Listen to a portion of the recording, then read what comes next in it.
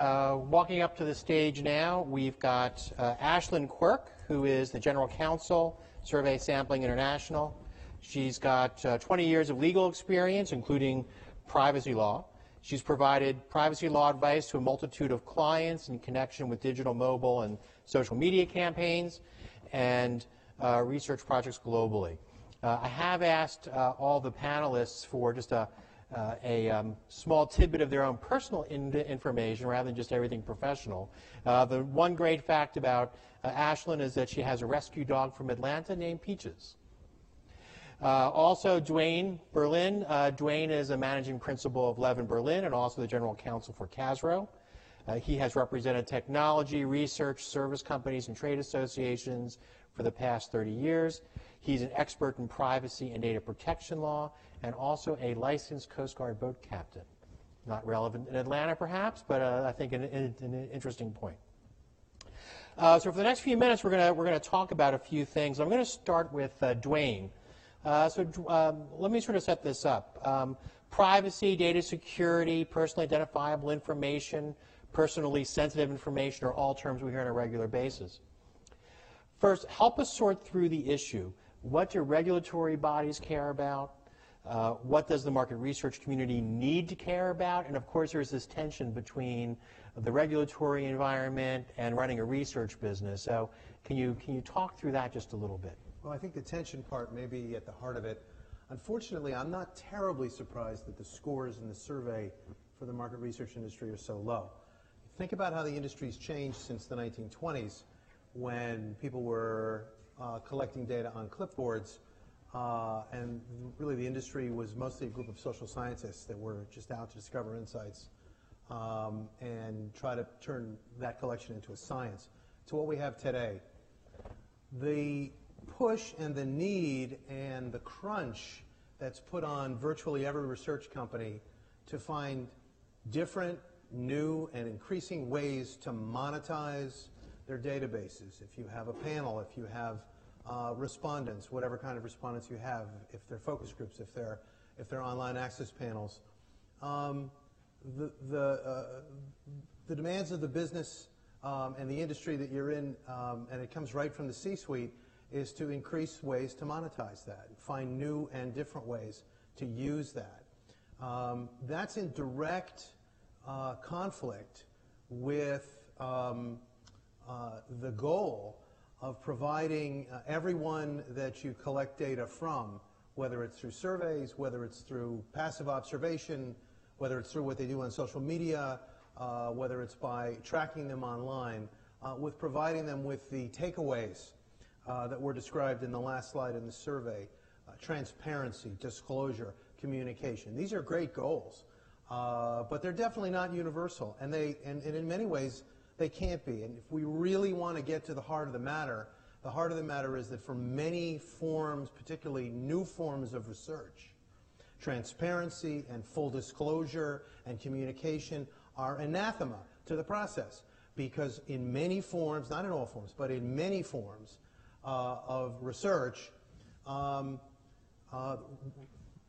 the research organization is afraid that the more disclosure and the more transparency we give to respondents and data subjects, the fewer will want to participate. There's there's an inverse correlation between what we tell them and what we think will happen to response rates. There's no denying that. We shouldn't deny that. We should deal with it, because I think that's the major tension that's keeping us from really achieving the goals that we saw in that last slide.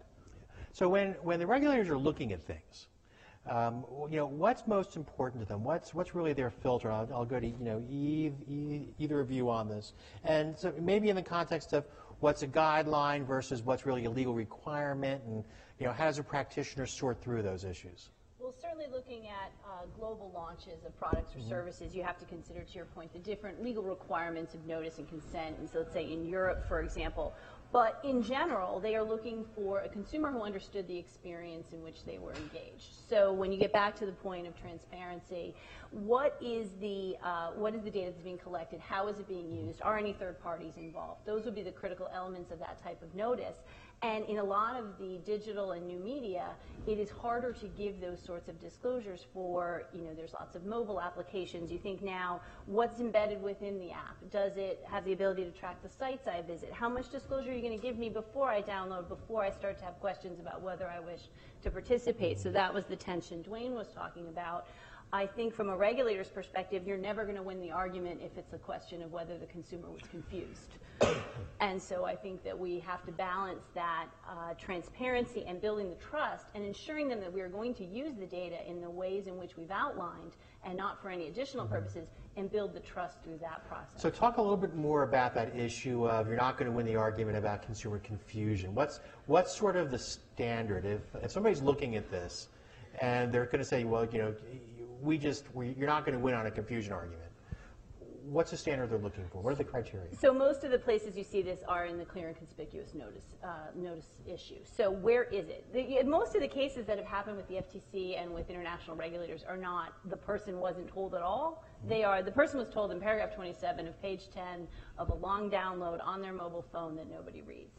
So when you're considering a particular technology or a particular offering, you have to think about which part of this would be unexpected or unusual to the consumer, which part are they not going to think is naturally tied to what they're doing, and make that more prominent and move it up, whether it be a specific tick box, whether it be early on in your terms of service or your privacy policy.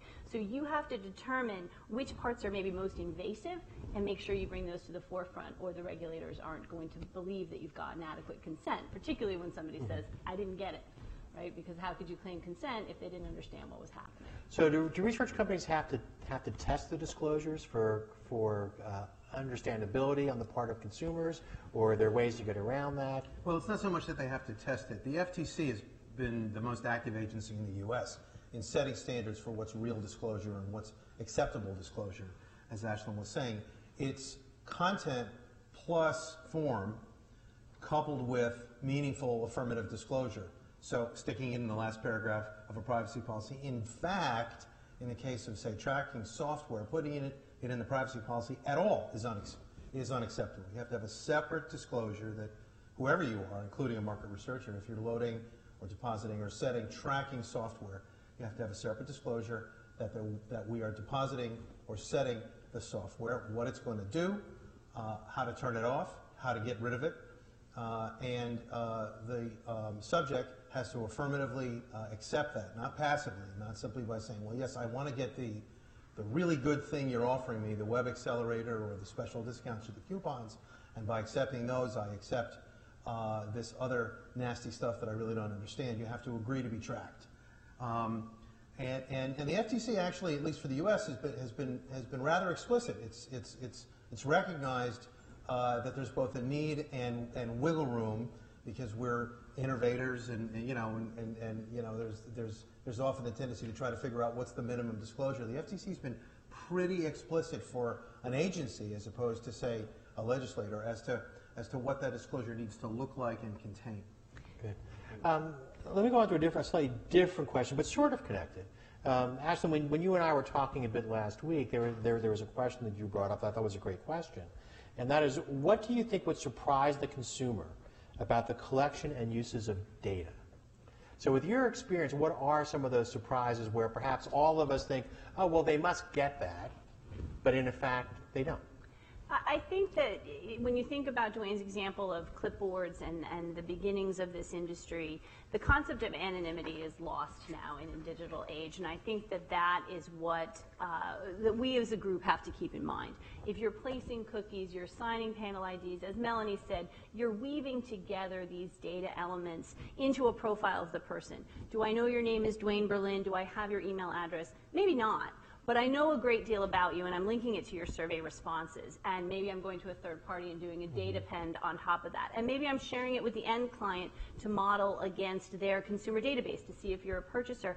I think all of those are things that we take for granted that consumers are not necessarily aware of, and what types of information we can provide to them to make sure they understand, with whom their data is being shared, that it is being appended, that other things are happening with it other than just you're taking my survey responses and saying, yes, I like brand X, or no, I don't. It goes beyond that, and I think that's still a bit, when you look back at how do people understand how their data is being used, I think that's a big mystery still to a lot of consumers and participants in research. Great. And Dwayne, when you get a call to your law firm from a research company that says, I think I have a problem, data problem, what are some of the types of things that they're calling about? What's sort of the big issue generally you're called about? Well, it's some of them are fairly straightforward, and some of them are rather esoteric. On the esoteric side, there's lovely things for lawyers to try to figure out about setting pixels and cookies and in a global study that's going to be in the EU and in Asia and in the US. And can I do this in the US and can I do it in France versus Italy? And I want to then ship the data and share it with a third-party warehouse company that's going to do some appending of the data, and we're going to, this is the flow of data, and we have this whole sort of Venn diagram of where it's going, and that stuff's a lot of fun and is very interesting, and you sort of have the opportunity in many ways to make law because a lot of this is new territory and hasn't really caught up with technology. On the other side of the coin, there's fairly straightforward discussions and questions about, I've deposited some tracking software and I just got a subpoena for a class action, so I think I might have a problem because they're alleging that my disclosure was inadequate, or other areas besides data security, like someone is threatening to or has sued me because I've called their cell phone with an automatic dialer or something like that. So what I would say is that unfortunately there are lots of problems and they're coming from lots of places. Compliance is a very difficult thing to deal with. It costs money. It's not something that anyone wants to do. It's not a revenue generator. It almost always makes the operation harder, more expensive, and slower. And in every industry, compliance comes very slowly, and it comes after other participants in the industry have gotten hit. And it's not just happening anymore. It's happened, and quite a number of research companies have gotten prosecuted by the FTC, which is the major regulatory arm here in the U.S. And really, the rough news is that private lawsuits, the plaintiff's bar and class action, has discovered and figured out that we're an industry that contact a lot of people in a lot of ways, and many companies don't, or at least there can be an argument made that they haven't followed the rules. And I would just add to that when you think about international as well, I sat on a panel a few weeks ago with a representative from the FTC, and the moderator referred to him as a warm embrace compared to what you would see from a European regulator. So it's important to remember that the U.S. is actually your best case scenario. So even when you think about the plaintiff's bar and the regulations here, it just gets worse as you expand globally. That's actually a great lead into my next question, which is, most everybody in the room is probably involved with global studies of some type or another, and the laws do differ quite a bit from the U.S. to Europe to Australia to other places.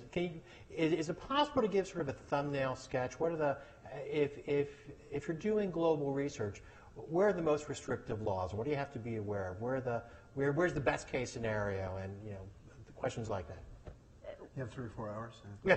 I think you can bucket them into categories. I think the U.S. has the sectoral approach of certain industries, healthcare and financial services, obviously having specific regulation regarding the use of data. I think most other laws follow some version of the EU model, where regardless of your industry, they expect notice of your practices, consent. There may or may not be restrictions on where the data can sit. When you think about cloud and when you think about having centralized servers and things like that, that comes into play. Surprisingly, countries that you would not think are very aggressive in this area. It's interesting. There's a lot of Latin American countries now that have adopted robust privacy legislation and have made it part of their future in terms of they're pulling regulators there to have conferences, and they really want to be known as a country. So it was interesting that Mexico, which has a cookie law, which is one of the few outside of Europe, and has a robust privacy law, they had comfort about the use of their data. Is that because they're protected legally, or is that just a cultural phenomenon? I don't know. With respect to Europe, by the way, don't be lulled into the fact that there's allegedly an EU standard. There certainly is an EU data directive, and there is pan-European legislation on the issue, but the member states love to show their independence. And it's really to the point of 180 degrees. There are some things that you can clearly do in some EU jurisdictions that you simply can't do. Germany and France are generally considered among the toughest of the EU states, and very often you find what you can do in other European jurisdictions you just can't do there. The other thing I'd mention is in some areas in U.S. law, for example, the data breach notification laws, a lot of companies just adopt the most restrictive standard. So you find out the most restrictive state, you have to report the breach in the least amount of time, and you go with that. That's not really a good strategy for the U.S. and the EU. It's a different regime, as Ashlyn mentioned. So the issue of what's PII, for example, IP address. IP address is generally not considered personally identifiable information in the U.S. It is generally considered to be personal information in the EU. So if you use, for example, validation methods that depend on IP address here in the U.S., you should keep doing that because it's legal and it's a good solution, but don't use them in the EU unless you've adapted the solution to those regulations. It's tricky stuff. So that brings me to another question. It's a topic that people, I think, don't generally have a good understanding of. Why is safe harbor important? And if you don't have safe harbor certification, why, in fact, should you get it if, in fact, you should? I could go either way on this one, actually, because given the growth of privacy laws outside of Europe, and the safe harbor only applies to the export from Europe to the U.S., it wouldn't govern Australia, other regions of APAC, other countries in APAC. You know, at this point, I think it's fine. I think it shows an adherence to a certain model of privacy by design of notice and consent and restrictions on onward transfer. I think the conceptual structure is a good one, but I think you have to remember it's not a catch-all, right? If you're exporting data from your Australian operation back to the U.S., you still have to have a method by which you're agreeing to protect that data once it leaves, your local servers. I would absolutely agree with that. It's an option. You should study it, find out what it requires. The worst thing that you can do is certify to the safe harbor and then not comply. That's a direct violation of FTC law, and they'll nail you for that. It brings with it many things that you may not want to do. You may not want to give your data subjects the ability to access their information and to change it. So one has to think very carefully about that. There are other options, such as using contractual provisions and some other things that are more transfer specific but are more cumbersome because you have to employ them every time you do a data transfer. So think about it. Don't just automatically, sort of a herd-like mentality, go to the website, sign up, and pay the fee. A lot of companies get into trouble that way, and the FTC recently prosecuted a passel of them with some pretty hefty fines because the EU was complaining that it was basically just lip service here in the U.S. Great. So one of the things about these sessions is that we really try to get pragmatic. So my last two questions, which I clued you into so you had a chance to think about it. Let's go with the first one. If there were three things that you would tell a research company or a research department of a global company never to do, bad ideas, what are they? Ashley, you first? Wish I could do one and then two. And well, you can do one and one if you want. Sure. I think in general, the research industry has never met a data element it didn't like. And I think that view of the data subject needs to shift a bit. And what is the need for that information? How is it going to be used? Again, would the consumer still engage if that if they knew that was part of the process? I think that's a big part of it. I think it's the minimally necessary data elements, the privacy by design structure. Do you really need it? What are you using for? If not, don't take it or don't collect it. I mean, I've seen a lot of apps, for example, that say, oh, I just happen to collect all the stuff that you may have entered on a site because that site doesn't use secure technology to stop me from seeing it within the app. Then the app wasn't set up right, because if you don't need that data, it doesn't make sense to collect it and have it. Right. Three things. Well, don't adopt a herd mentality. Don't do things because everyone else in the industry seems to be doing them. That's been going on for years, and it can lead to real trouble. Don't believe in urban myth. Don't believe it because someone told you that if there's a human sitting in the auto dialer room, that makes it legal to call cell phones. This was a widely held belief even a couple of years ago, and it isn't true. And then thirdly, try to resist the temptation to let the wrong constituency, not the wrong constituency, but don't exclude important points of view when making a decision. So if the C-suite and marketing are really jazzed about something that has to do with collecting or using or sharing data, then get the technical and the legal people involved. Otherwise, you've got the tail wagging the dog, or whatever other analogy you want to use about wolves in a hen house, and it's bad for everybody in the organization. Great. What I wanted to do in this particular session, because there's generally a lot of questions about legal issues, is leave a little bit more time than normal for a Q&A. So we've got about 4.5 minutes. So why don't I open it to the floor at this point? I already see a couple of hands going up. And you can ask Dwayne or Ashlyn a question. It's free legal advice. Wow. This is not Yeah, legal the timer advice. starts now. The timer I'll echo starts now. Melanie's sentiment. Right. This is absolutely not legal advice. Yes, I'd like to know, do you think that the FTC rules will change or modify? Because I've seen a big change between what the FTC was doing with the Bush administration versus the Obama administration, and they've been a lot more stringent with the Obama administration. Should administrations change and you have a different party in power, do you think that would mean a change in the rules and enforcement? I think that it will be a while before we see omnibus privacy legislation in this country, but I think to your point that the current administration is enforcing on the rules it has in place today. As Dwayne mentioned with Safe Harbor, you're certainly seeing it under the unfair trade practices approach of you didn't disclose it or you didn't disclose it adequately. And then you also have to think about, you've got our friend California that always is out there, and their AG has been very active in this space, particularly with the mobile developers. And so if you're going to run anything nationally, you need to keep California in mind, and they're very much on the forefront in this area. Does anybody know what the fastest piece of legislation ever to make it through both houses of Congress was? Faster than the declaration of war on Japan. What was it? It's the do not call legislation. You know who was president? George Bush. So the political oomph of this is tremendous, regardless which party's in power. Everybody loves privacy, and everybody loves people who vote who love privacy. Great. So I don't see much of a change. The FTC, in many ways, is not its own fiefdom, but they're very motivated people. And in lieu of legislative action, which we're not going to see for some time, we don't know how much time, the FTC is going to keep humming along. Great. JD, I think. Yes, I'd like to pick up on. Sounds like Yeah, fun. I think you're on. Okay, I'd like to pick up on the point about omnibus privacy legislation, right? So that would have been the first part of my question, which is where do you see it? And since you both have sort of said you think it's a little bit far off, I guess the question is, what do you see as either elements that are making it far off or things that could precipitate its arrival sooner than you might think?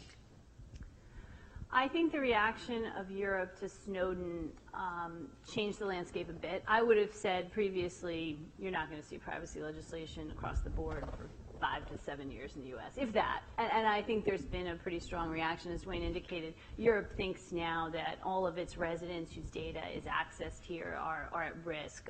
There's been, I hear this from my European colleagues, even within the company. That could be a motivator. I think, it's interesting.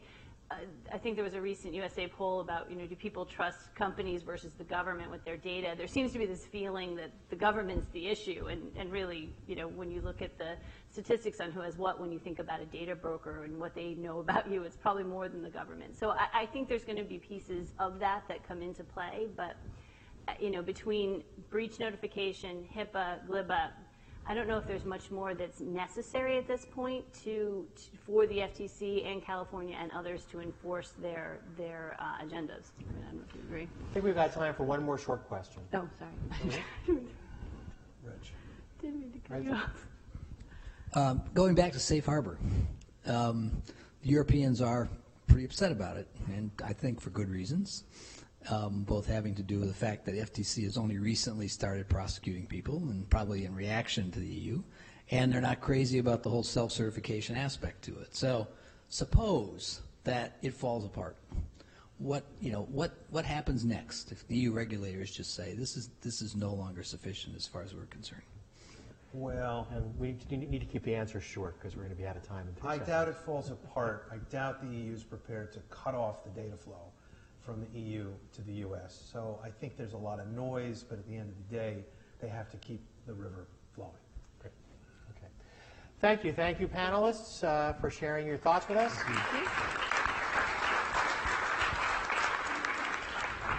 And while we get the chairs cleared, let me just introduce our next speaker.